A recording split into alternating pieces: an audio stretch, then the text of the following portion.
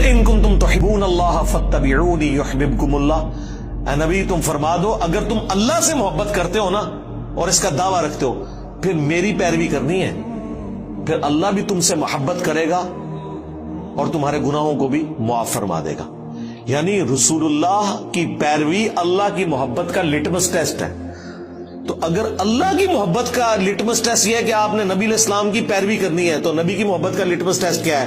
میلاد کے اوپر جھنڈا چڑھانا، وہ بھی یہی ہے نا۔ اس سے بڑی محبت کا لٹمس ٹیسٹ ہے رسول اللہ کی پیروی کرنا، اور پیروی ہے اطاعت نہیں،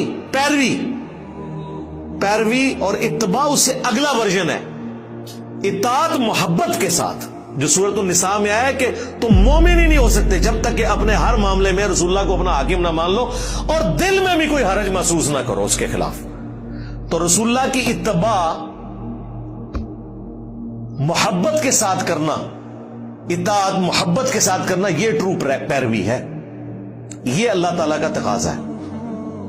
تو اللہ کی محبت کا تقاضا اگر نبی علیہ السلام کی پیروی ہے اور اتباع ہے اور محبت ہے، تو ظاہر ہے نبی علیہ السلام کی محبت کا تقاضا بھی تو رسول اللہ کی پیروی ہے صلی اللہ علیہ وآلہ وسلم۔ ویسے تو کہتے ہیں جی بخاری مسلم میں حدیث ہے کہ 3 لوگ ہیں جنہوں نے ایمان کی حلاوت چکھ لی۔ نمبر 1 جو اللہ اور اس کے رسول کو سب سے بڑھ کر محبوب رکھتے ہیں، نمبر 2 جن کی دوستی اور دشمنی کا معیار اللہ کی ذات، اور نمبر 3 وہ جس کے لیے اسلام چھوڑ کر کفر اختیار کرنا اتنا ہی مشکل ہو جائے جتنا زندہ آگ میں جلایا جانا، یعنی وہ آگ میں جلنے کے لیے تیار ہو جائے، دین نہ چھوڑے۔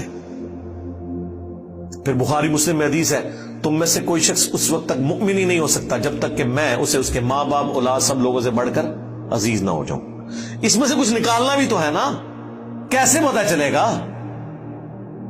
حضرت عمر کے بارے میں نہیں آتا بخاری میں، نبی علیہ السلام کے ساتھ چہل قدمی کر رہے ہیں، ہاتھ پکڑا ہوا ہے، اور کہا یا رسول اللہ آپ پوری دنیا میں سب سے بڑھ کر مجھے محبوب ہیں سوائے اپنی جان کے۔ سچ بولا، اپنی جان پہلے ہوتی ہے انسان کو، لیکن نبی علیہ السلام نے کیا فرمایا؟ نہیں بلکہ تیری جان سے بھی بڑھ کر۔ تو ان کا یا رسول اللہ آپ مجھے میری جان سے بھی بڑھ کر محبوب ہے، تو آپ نے فرمایا ہاں اب تیرا ایمان مکمل ہوا عمر۔ تو اس میں سے نکالنا کیا ہے؟ نکالنا یہ ہے کہ پوری دنیا ایک طرف ہو، اللہ کے نبی دوسری طرف ہو، آپ نے اللہ کے نبی کی بات ماننی ہے، یا میری زبان میں میرے نبی سا ہے ہی کوئی نہیں، تیرے بابے تھے شاہی کوئی نہیں، یہ مطلب ہے اس کا۔ یعنی ہم لوگوں کو قرآن و سنت کی تعلیمات بتاتے ہیں، یہ کہتے ہیں بزرگوں نے ہی فرمایا۔ جی بزرگوں کو قرآن و حدیث نہیں آتا تھا؟ جی حقیقت تو یہی ہے، لیکن یہ آپ بات سن نہیں سکتے، قرآن و حدیث نہیں آتا تھا کیونکہ دنیا دار نے کبھی چشتی رسول اللہ یا اشرف علی رسول اللہ کلمے کو صحیح نہیں کہا، دیندار لوگوں نے صحیح کہا ہے۔ تو لگتا ایسے ہی ہے کہ وہ بالکل ہی کہے گزرے تھے، عقل سے آ رہی تھے۔